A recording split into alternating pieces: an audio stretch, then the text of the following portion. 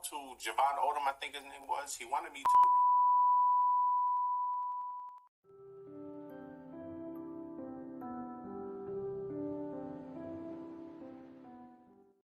Now, if there's one thing that I, am a firm believer and advocate in, is that Amy Schumer is without a doubt, at worst, top 10 comedian all time. And I'm not going to debate you niggas on that. And I'm not going to argue with you niggas about this at all. Like, I get it. Like, some niggas might say Dave Chappelle, George Carlin, Louis C.K., but I'm a firm believer in the fact that, like, nobody is outclassing Amy Schumer, especially when it comes to jokes about her, as you can see on screen, vagina. So, yeah, let's get into it.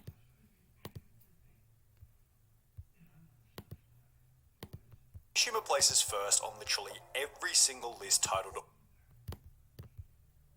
Amy Schumer places first on literally every single list titled Worst or Most Hated Comedians of All Time. I don't see why. Well, the countless different reasons for it become most interesting when you realize that toward the beginning of her career, she was actually liked and respected amongst the general population. For example, she was listed in Time's top 100 most influential people of 2015, whilst her comedy specials such as this one, and this one received mostly positive reviews, one of which confidently stating that Amy Schumer leaves her audience in stitches. However, while this review was mostly positive, if we go back a couple of sentences, it also points out the first reason as to why Amy Schumer would eventually become so hated. It's easy to label Amy Schumer a one-trick pony. As the title of her special suggests, she talks about sex and she doesn't talk about much else. Her idea is exactly.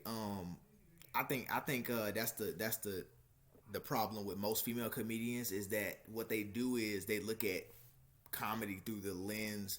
I can say as a professional one myself that that females look at comedy through the lens of sexual innuendos and just sex jokes, to the point where you end up with a comedian like Amy Schumer. Like most female comedians talk about three things: how men are bad. Men are bad, okay? They talk about how men are bad. They talk about relationships and sex, or their bodies, specifically their bodies. So relationships, men are bad, and their bodies. And a lot of women don't tell jokes. They tell funny, relatable anecdotes, like little stories, little scenarios that they find funny, or they consider it a joke, but it's really just an anecdote. So in turn, what they end up doing is they end up performing scenarios or little anecdotes that are supposed to be funny, relatable, haha, nasty, disgusting joke, or they just complain about how the world is not fair to them and it's fair to men and all this other bullshit. And you get women that go extremely disgusting with it or nasty with it, like Amy Schumer. You feel me? You got women that don't talk about nasty stuff really at all, like Eliza, you know what I'm saying? And then Eliza Schlesinger, her, and then you have other comedians who do like a little in between, like Sarah Silverman. Like they do talk about a little nasty stuff, but they don't at the same time. It's like a little in between. You feel me? Then you got female comedians that go the entire other direction, where it's not even a comedy show, it's just a TED Talk, like Hannah Gatsby. At that point, her whole shtick is that it's not even a comedy show, it's just a TED Talk, because now her jokes don't have it's no anecdotes, it's no this, it's no that, it's no disgusting anything. It's just her talking. You know what I'm saying? So like that, yeah, it definitely does play a downfall, and I feel like a lot of female comedians, because they look at comedy as so one-sided, versus comedians like Gina Yashir or even Wanda Sykes. If you look at those two female comedians specifically, they are completely different in terms of what they talk about. Like, compare them to all the other female comedians, and you'll see, like, it's the reason why most female comedians are so limited is because of how they limit what they talk about. They limit their own talking points, their own, you know what I'm saying, comedy set. They limit because they talk about so little. They have so little to say, and then they just end up, eventually flaming out because they do it to themselves. Like, it's cool for a special or two, but then when you do it for 4 or 5 specials straight, it really does limit you. Even a comedian like Ali Wong that I used to mess with, but then I went back and watched her old specials and then her newer one that she dropped this year, and I was like, nah, man, she ain't got it like that. You know what I'm saying? she ain't got it like that. You know what I'm saying? I don't. Yeah, like she. You know what I'm saying? Just really comes off as a one-trick pony when she made an entire special. I might react to it, but she made an entire special about talking about her husband is basically she wants to cheat on him, basically. So it's like it's stuff like that. And I think even a comedian like Sam J, which she talks about broader topics. She's an example that talks about broader topics than just sex, relationships, her body, and men bad. You know what I'm saying? So like I think that's the crux of the problem with this whole entire situation. You know what I'm saying? Especially when it comes down to a person like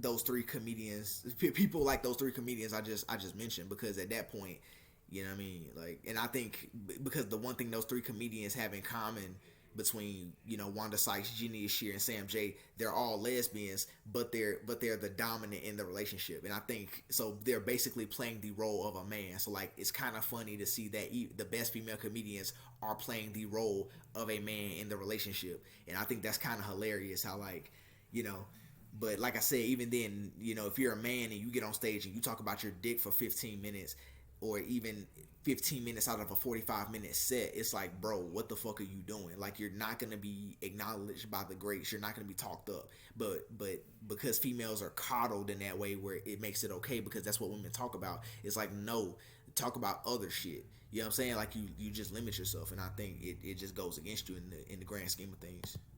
The idea of comedy is making jokes about how terrible her vagina smells and or how many guys she's blown. Facts. That's not comedy. This Yes, was a comment on a thread discussing why her style was so controversial, the thread including another supporting comment which stated, you can call her a one-trick pony or two-trick, which are 1, here is my vagina, want a detailed description, you will have it anyway. 2, men are pathetic, and I like to assault / manipulate / emasculate them in every way. With these two comments in mind, it becomes obvious that not only does Amy Schumer have little diversity in terms of what topics she jokes about, but her narrow style of joking about her own female anatomy in an unflattering way, whilst constantly joking about men in a derogatory way, is simply going to make her unappealing to a male audience, as well as specific females such as this one who had commented, you can only have so much self-deprecating humour before people get tired of it. How much do I need to hear about her pussy? Certainly not the entire length of her stand-up show, that's for damn sure. The very nature of this kind of content, such as the discussion Well, first of all, Amy can talk about whatever she wants, and I think this is just greater example as to why she's one of the greatest to ever do it.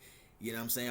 Only such a big brained individual can choose to get on stage and be like, hey, do y'all want to know how my vagina smells? You know what I'm saying? And only somebody but see, that's the trick to her. She does it at an elite level, bro. You know what I'm saying? It's like she's like Draymond Green. You know what I'm saying? Like, everybody's like, what does she even do? But it's like, see, the things I do, it doesn't show up on the stat sheet, but I do it at such an elite level. And I think that's what she brings to the table. Top 10 in my opinion. Promiscuity also leaves Amy Schumer open to political backlash and debate. This is the next thing that began to turn the audience against her back in 2016. Politics. One article written by CBS News stated around 200 people walked out of her Tampa show when Schumer launched into a withering takedown of Donald Trump. It's somewhat of a surprise that fans were caught off guard because Schumer isn't known for suppressing her political views. In addition to this, Amy Schumer would announce that she was pregnant by posting a list of the people she had voted for, adding at the bottom, I'm pregnant Amy Schumer, using her pregnancy to drive traffic to the candidates which she considered to be favourable. Whenever Amy spoke politically, she always took a liberal viewpoint and was very anti-Republican, even having interviewed Hillary Clinton, yet her audience would come to discover that back in 2007, Amy Schumer actually got her first big break as a guest on Fox News, which was a pro-Republican news station, angering both sides of the political spectrum. Amy going public with her political opinions meant that she had now alienated another 50% of the already small audience that might... Yeah, but see, she's a finesser. See, that's why she did that, because she's a finesser. Still be interested in her style of comedy. Additionally, whenever Amy Schumer was criticised for the comedy itself, she'd use politics as an easy way out by simply blaming the criticism on the alt-right, as highlighted in another comment which stated, worst of all, when her audience gives her honest feedback, she whines about how her critics must hate women or how they're all alt-right. Yeah, sure, Amy. The only reason people hate you is that they're all a bunch of Nazi anti-Semitic misogynists. This comment also highlighted the next reason as to why Amy Schumer became so hated, and that's her lack of personal responsibility and victim complex, which is sometimes even mixed with a hint of entitlement and the contrary attitude that she's better than everyone else. For example, in late 2015, hold on real I just want to hold on. Entitlement. See, Amy Schumer, she not. See, that's the thing. When she was in her prime, she wasn't even fat. She had a little bit of a dumper. You feel me? Back in the back, you know, I can see it a little bit. And then she had you know, she ain't really have milkers, but she got boobs. You feel what I'm saying? And she had a little bit of a stomach, right? But that's just normal. That's just normal weight. She's not overweight at all. You know what I'm saying? And even before then, she weighed even less before then. I think Amy Schumer like just dead ass ate herself into a position. I think she just dead ass ate herself into a position where she can just claim to be, people are fat shaming and I'm fat, I'm this, I'm that. But it's like, bro, like you really weren't fat. You just ate yourself until you were fat and then started complaining when people made fun of you.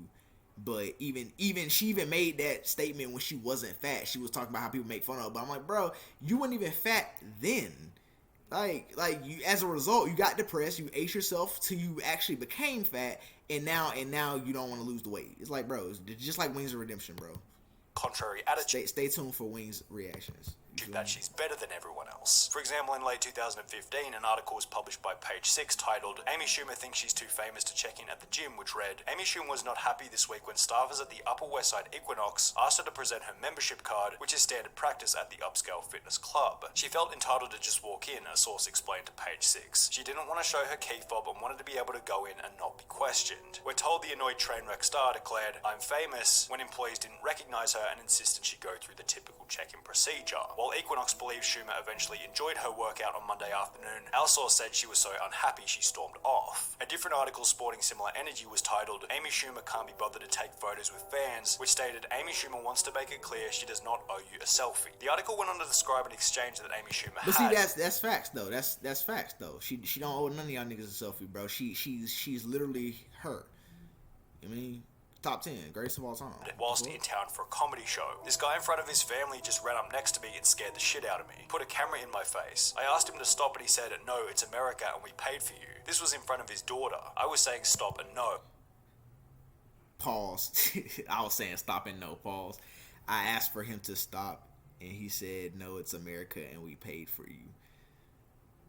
Bruh, that's nigga. Bruh, this quote right here. This quote right here. I asked him to stop, and he said, "No, it's America, and we paid for you." Yeah, this was in front of his daughter. Yeah, this quote right here. This is like the representation of like white people in the 1800s in America, like that ass, like nah, like nigga, we paid for you. We paid for you, bro. We paid for all y'all niggas, bro. Yes, legally you're allowed to take a picture of me, but I was asking you to stop and say no. I will not take pictures with people anymore, and it's because of this dude. Yeah, she didn't give him consent. She didn't give you consent, nigga. Exactly, bro. That's why you going to jail. Yet, after the other person involved was then interviewed by a local news station, a whole different side to the story was revealed. But he tells us that's not exactly how it went according to him. I see her face and I'm like, all right, cool. So I hurry up and get on my Instagram and I'm like, there goes Amy, and then she just loses it and she just gets mad, and that is totally false what she wrote about me. So if Amy Schumer was too famous to check into her local gym or take photos with fans, she must have thought pretty highly of herself, if that's truly... I mean, I understand both sides to it. I mean, yeah, he shouldn't be doing that shit, but at the same time, if you famous, people are gonna do that shit if you famous. But at the same time, it's like, my nigga, come on now, like don't do that shit. You know what I'm saying? Like, walk up to them. If you're an adult, bro, if it's one thing if you're a kid, but if you're an adult, unless like it's like LeBron at Drew League and he hooping and shit, you know what I'm saying, he's gonna be recorded. But if they just outside chilling and shit and you recording them, or if they busy, like, you know what I'm saying, ask. You feel me? Like, it's not that hard. Truly the case, then surely she'd be happy with an $11 million offer from Netflix for one of her comedy specials a year later. Hold on. She got paid $11 million for that shit? She got paid $11 million for that shit. That's crazy. I need to work with them niggas at Netflix. Them niggas, bro, they need to give me the keys, bro. Cause they pay her $11 million for that. Crazy. 17, right? Well, no, not really. Amy Schumer claimed that the $11 million offer wasn't enough money for 60 minutes of comedy footage, citing it as unfair due to Chris Rock and Dave Chappelle receiving $20 million for their specials. Now, this argument would be perfectly fine assuming all three comedy specials were of similar quality. I mean, duh. You're trash. And I'm so careful. And none of these things had ever reached me, and I will literally take a polygraph, and I just would never do that. Like, that would be so stupid for me to do that. Amy Schumer would eventually take a polygraph test for a Vanity Fair video, during which she was asked about stealing jokes. Coming up with new material is difficult. Have you ever stolen a joke? No. Oh shit. Yes, she's telling the truth. Of course, What about an bruh. idea for a sketch? Man, of course they got a fucking woman. Of course they got a bruh. No, bruh. No meat suck. No meat suck. No meat suck. But like, of course they got a fucking woman. Stating, "Thank you at Amy Schumer for holding him accountable and not just blowing it off." Yet the discourse and contrast between these two different viewpoints really conclude how Amy Schumer became so hated. She used controversy and difference of opinion to grow her career, whilst angering the entire world in the process. 100%. 100%. That's 100% facts. Jesus Christ, what the nigga? No, that's facts. Yeah, if y'all want another video after this one, just let me know in the comments. You feel me? I mean, I'm gonna drop another video anyway, but for real, let me know what y'all motherfuckers want to see in the comments. Hit my socials in the description. And that's it. We out. This motherfucker don't miss. No, he's fucking good. That motherfucker don't miss, man. He's good.